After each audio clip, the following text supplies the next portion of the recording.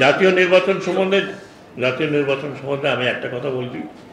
আমরা মানে এই উপদেষ্টা পরিষদ খুবই ক্লিয়ার। আমরা ফেব্রুয়ারিতে যে তারিখ দেওয়া হয়েছে বা যে সময় দেওয়া হয়েছে এই সময় ইলেকশন হবে ইনশাল্লাহ। হ্যাঁ, ইলেকশন হবে হবে হবে এই জন্য যে আমাদের এই পলিটিক্যাল পার্টির একটা একটা একটা ডেমোক্রেটিক প্রসেস, একটা লিবারাল ডেমোক্রেসি, যেগুলোর জন্য আমরা আশা করেছি, যে জন্য এতগুলো প্রাণ গেছে।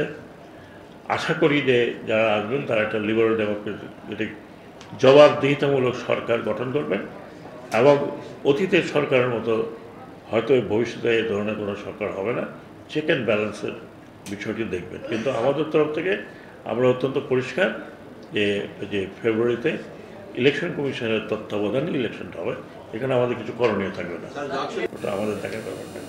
আইন শৃঙ্খলা একটা বিষয় যেটা যেটা নির্বাচনের আগে বিবেচ্য বিষয়।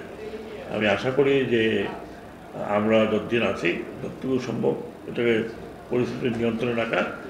আর দ্বিতীয়ত হচ্ছে যে আপনার ইলেকশনের সময় পুরোটাই তো ইলেকশন কমিশন যেভাবে বলবে, সেনাবাহিনী থেকে শুরু করে যত বাহিনী আছে সবই ওনারা অ্যাপ্লাই করবে। আশা করি তারা একটা কন্ট্রোলে রাখতে পারবে।